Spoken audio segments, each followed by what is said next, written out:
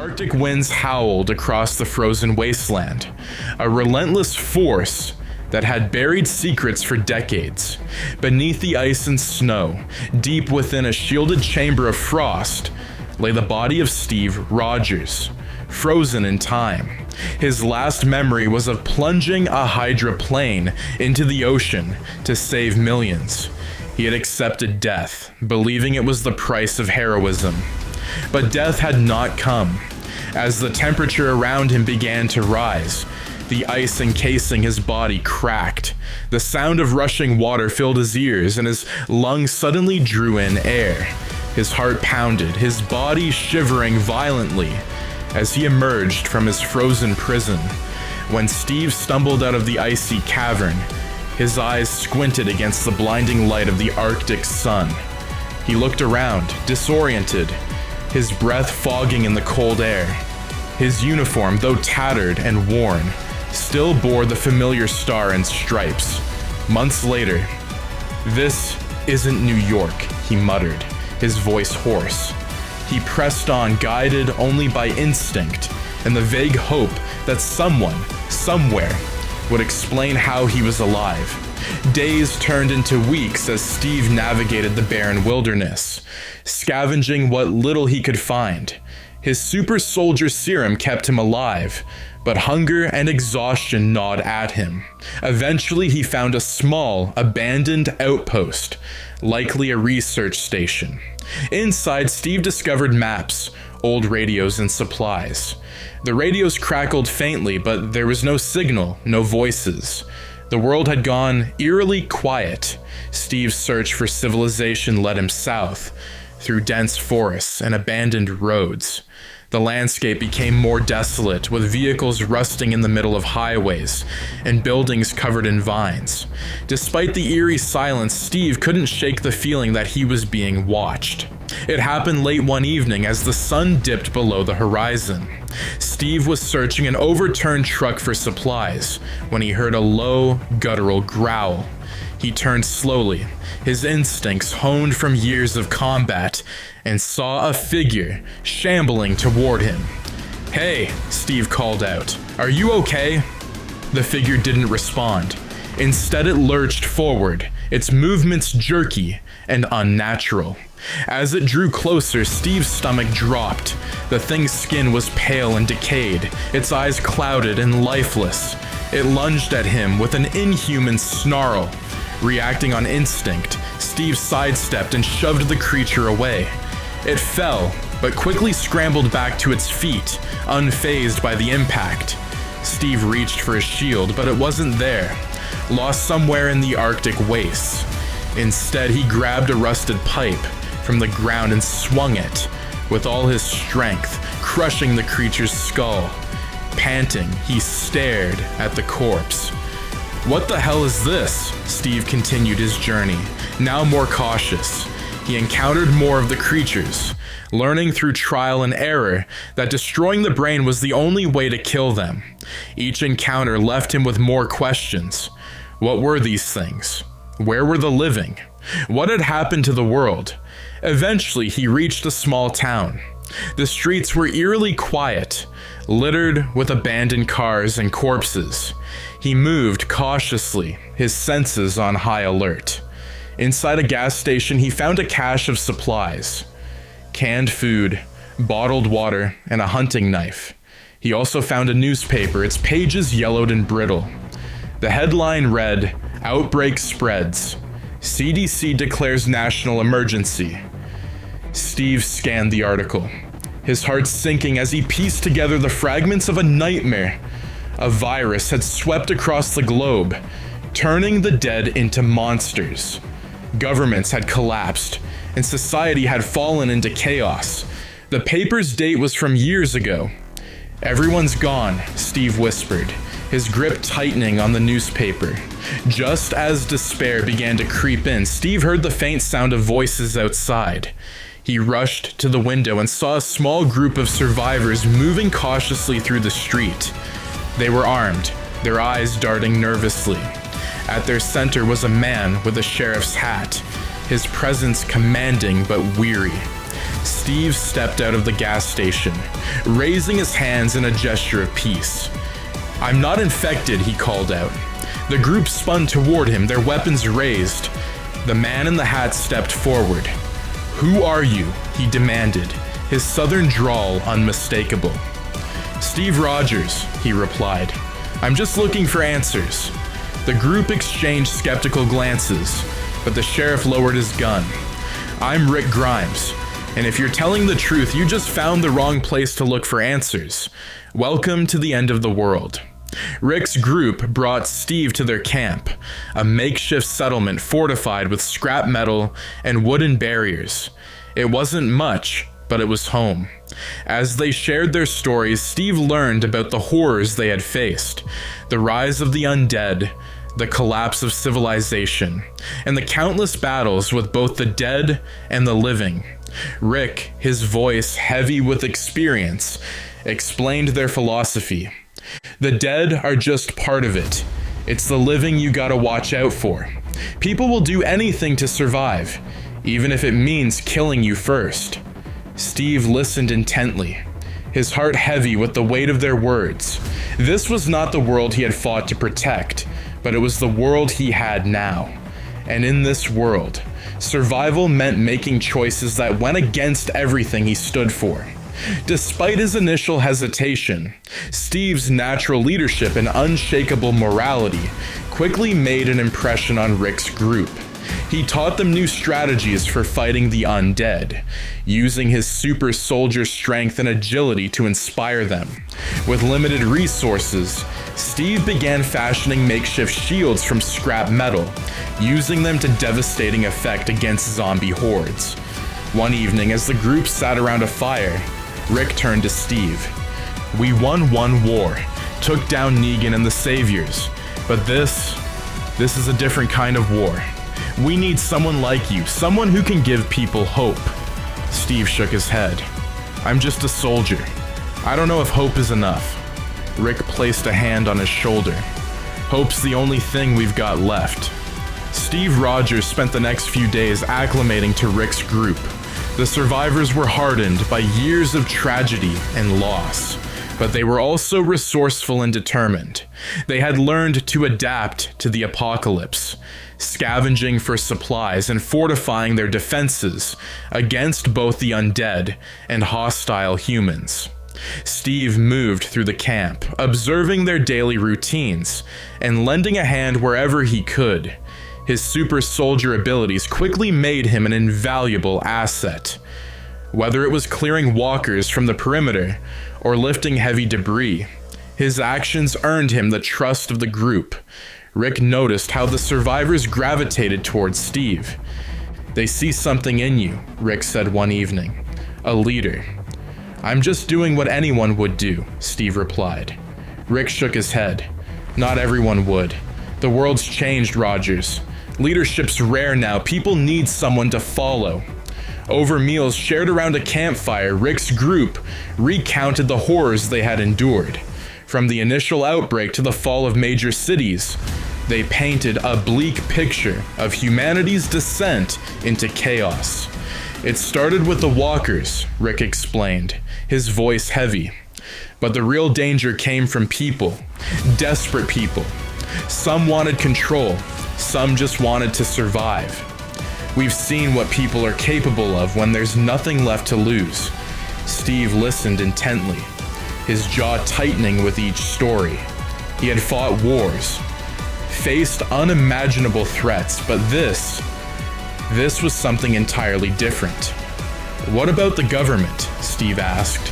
"The military. There has to be some kind of organized resistance." "Gone," Daryl Dixon said bluntly, chewing on a piece of jerky.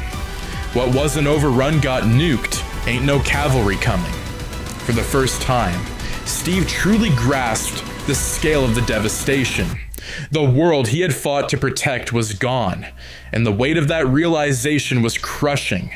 As Steve integrated further into the group, tensions began to rise between him and Rick. The two men shared a mutual respect, but had vastly different approaches to leadership. Rick's pragmatism, born from years of hard choices, often clashed with Steve's unwavering moral compass. The first major conflict arose when the group encountered a desperate family on the road.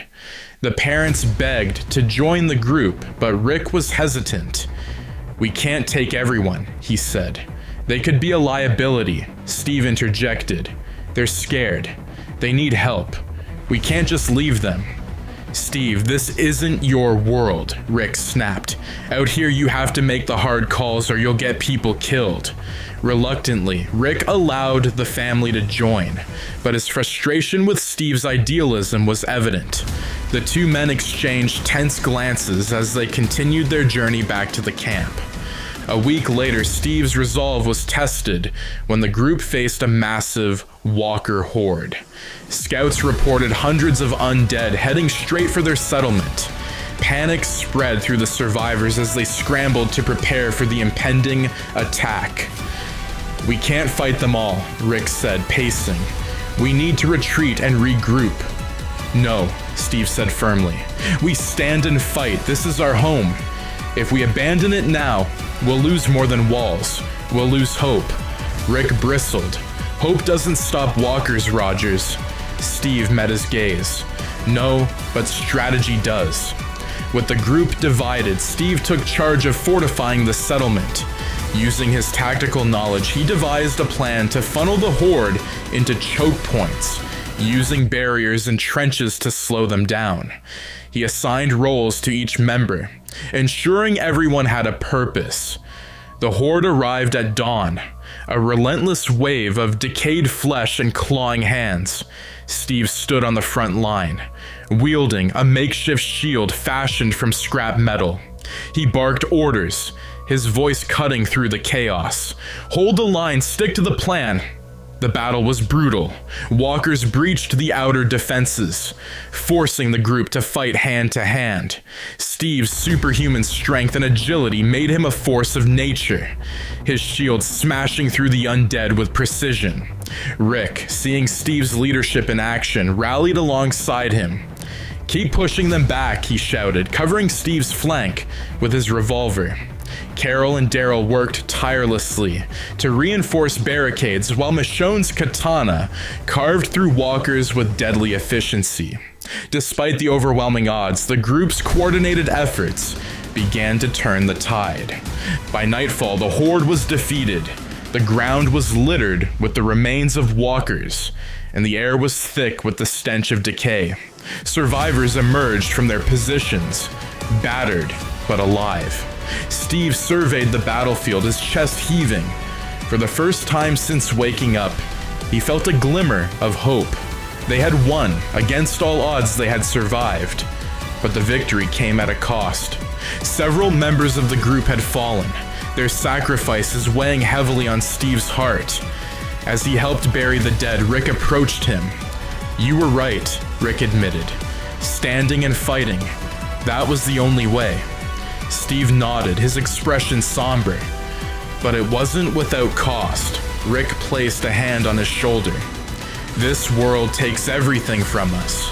But what you gave these people today, hope, that's worth something." In the weeks following the victory against the Walker Horde, Steve Rogers threw himself into rebuilding the settlement. Under his guidance, the survivors transformed their camp into a fortified sanctuary. Steve's leadership inspired hope, and his military discipline helped create a sense of order amidst the chaos. Steve worked tirelessly, teaching survivors how to fight more effectively and leading scavenging missions to secure supplies. He also began mentoring younger members of the group, instilling in them the ideals he carried from a world long gone. One of these missions took Steve, Daryl, and Michonne to an abandoned military outpost. Inside, they found a treasure trove of weapons and ammunition, but also signs of how far humanity had fallen. Soldiers had turned on each other in their final hours, leaving behind a grim tableau of desperation. Steve stared at the scene, his jaw tightening. "Even in war, we had rules," he said quietly. "How did it come to this?" Daryl, leaning on his crossbow, shrugged. "Ain't no rules now, Cap. just survival. As the settlement grew stronger, so too did the attention it attracted. A rival group of survivors, led by a ruthless warlord named Marcus, began staking claims on the surrounding territories. Marcus's philosophy was simple: strength through domination. His followers were armed, brutal, and utterly loyal. The first encounter between the groups occurred during a scavenging mission. Steve, Rick, and Carol stumbled upon Marcus's men looting a small town. Tensions rose quickly, and despite Steve's attempts to defuse the situation, the encounter turned violent. Steve fought with precision, his makeshift shield smashing through Marcus's men. Rick and Carol provided cover fire, forcing the attackers to retreat. But the message was clear: Marcus considered them a threat. Back at the settlement, Steve and Rick clashed over how to handle Marcus's group. Rick, hardened by years of loss, argued that a preemptive strike was necessary. "They won't stop," Rick said. "We have to hit them first before they take this place apart." Steve, however, refused to abandon his principles. "We can't become what we're fighting against," he said. "If we stoop to their level, what's the point of surviving?" The debate divided the group. Some sided with Rick, believing in pragmatism. Others followed Steve, drawn to his unwavering belief in the goodness of humanity. Ultimately, Steve convinced Rick to try diplomacy first, though the tension between them remained. Marcus's group launched their attack at dawn, catching the settlement off guard. Armed with heavy weapons and makeshift explosives, the warlord's men stormed the walls, tearing through the outer defenses. Steve rallied the survivors, his voice cutting through the chaos. "Hold the line, protect each other." Rick and Daryl fought fiercely alongside the other defenders, while Carol and Michonne coordinated the evacuation of the children and elderly. Steve led from the front, his shield a blur, as he took on Marcus's soldiers. Amidst the battle, Marcus confronted Steve directly. The warlord, a hulking figure with a crude axe, mocked Steve's idealism. "You're fighting for a world that's already dead," Marcus sneered. "This is survival of the fittest." Steve met him head on, their fight a brutal clash of strength and will. Despite Marcus's size and ferocity, Steve's training and superhuman abilities gave him the edge. With a powerful strike, he disarmed Marcus and knocked him to the ground.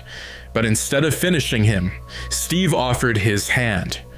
"It doesn't have to be this way," he said. "We can rebuild together." Marcus hesitated, his resolve wavering. For a moment, it seemed like peace was possible. But one of Marcus's lieutenants, seeing their leader's weakness, shot him from behind and fled. The battle ended soon after, with Marcus's forces retreating in disarray. The settlement survived, but the victory came at a heavy price. Several members of the group were killed, and parts of the sanctuary lay in ruins. As the survivors buried their dead, Steve addressed them, his voice filled with sorrow, but also determination. "We've lost people today," he said. "Good people, but we're still here, and as long as we're standing, we'll keep fighting. For each other, for what's right, because that's what makes us human." Rick watched from the sidelines, his expression unreadable. Later, he approached Steve, his tone softer than before. "You were right. If we lose who we are, we lose everything." Steve nodded, his gaze distant. "It's not about me being right. It's about making sure they have something to believe in." As the survivors began rebuilding once more, rumors reached the settlement of a massive horde moving across the region. Thousands of walkers, driven by some unseen force, were heading straight for them. Steve and Rick stood atop the walls, surveying the horizon. "Another war," Rick muttered. "It never ends." Steve, his shield resting at his side, replied, "Then we'll face it, together." The settlement was eerily quiet as the survivors prepared for the impending horde. Every able-bodied individual worked tirelessly, fortifying the walls, digging trenches, and crafting makeshift weapons. Children and the elderly were moved to the deepest, safest part of the camp. Supplies were rationed, and plans were finalized. Steve Rogers stood at the front gate, his shield newly reinforced with scavenged metal. His presence was a steadying force among the group, a symbol of hope when all seemed lost. Rick joined him, scanning the horizon. The two leaders had grown to respect each other, their initial clashes giving way to mutual understanding. "You sure about this plan?" Rick asked, his voice heavy with concern. "It's the best shot we've got," Steve replied, gripping the shield tightly. "If we stick together, we can make it through." Rick nodded, his revolver holstered but ready. "You've changed this group, Steve.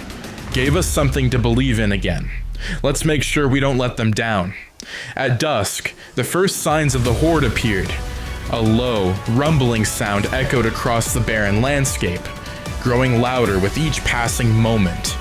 Then they came, thousands of walkers, their decayed forms shambling toward the settlement in an unrelenting wave. Steve stood atop the walls, rallying the defenders. "This is our home. We fight for each other. We fight for the future." The survivors cheered, their fear momentarily replaced with determination. The battle began as the horde reached the outer defenses. Molotov cocktails lit up the night sky, setting the undead ablaze. Trenches filled with spikes slowed their advance, while archers and sharpshooters picked off walkers from the walls. Despite their preparations, the sheer number of walkers began to overwhelm the defenses. A section of the wall collapsed under the weight of the horde, and the undead poured through the gap. Steve, Rick, and Daryl led a desperate counterattack to push them back. Steve's shield became a whirlwind of destruction, smashing through walkers with unrelenting force. Rick fought at his side, his revolver delivering precise headshots. Daryl, wielding his crossbow, provided cover from higher ground. As the survivors regrouped, Carol and Michonne evacuated the vulnerable to a safer area. "We need to hold the line," Carol shouted, her voice cutting through the chaos. The walkers kept coming, and the defenders were forced to retreat further into the settlement. Steve, bloodied but unyielding, refused to give up. He climbed onto a makeshift platform and shouted to the survivors, "We faced worse odds and won. Don't give in. Fight for the ones we've lost. Fight for the ones who still believe in us." His words reignited the group's resolve. Rick and Daryl coordinated a counteroffensive, using explosive traps to thin the horde. Michonne and Carol led hit-and-run attacks, slicing through clusters of walkers with surgical precision. As dawn approached, it became clear that the survivors couldn't hold out much longer. Steve made the difficult decision to lead a small group on a suicide mission to destroy the horde's core. The plan involved luring the largest cluster of walkers into a trap rigged with explosives. "I'll lead them," Steve said, strapping his shield to his arm. "You all get the rest of the group to safety." Rick stepped forward, refusing to let Steve face it alone. "We do this together. No one's getting left behind." Daryl, Michonne, and Carol joined them, their faces set with grim determination. The group executed their plan with precision, drawing the horde into the trap. Steve, standing at the center of the chaos, used his shield to draw the walkers' attention, his voice echoing across the battlefield. "Come on, you sons of bitches! Is that all you've got?" As the walkers closed in, Rick detonated the explosives, creating a massive fireball that obliterated a large portion of the horde. The survivors barely escaped the blast, retreating to the remaining defenders. Steve emerged from the smoke battered but alive. The surviving walkers, now disorganized, were quickly dispatched by the defenders. When the last walker fell, the survivors stood in stunned silence. The settlement was in ruins, but they had survived. Steve, bloodied and exhausted, stood at the center of the group, his shield dented but still intact. Rick approached him, a rare smile on his face. "We couldn't have done this without you." Steve shook his head. "You could have. You always could have. You just needed to remember what you were fighting for." The group began rebuilding, their hope renewed. Steve's presence had not only saved their lives, but reminded them of the strength they carried within themselves. Weeks later, the settlement was thriving again. Gardens were replanted, walls were rebuilt, and the survivors began to look to the future with cautious optimism. Steve, standing at the gate, watched as children played and adults worked side by side. Rick joined him, leaning on the gate. "You ever think about leaving, finding what's left out there?" Steve smiled faintly. "I've seen what's out there. It's broken. But here's a chance to fix it." The undead still roamed and threats still loomed, but for the first time the survivors had something to believe in, a leader who showed them the way. Steve walking back into the settlement, his shield slung over his back, ready for whatever came next.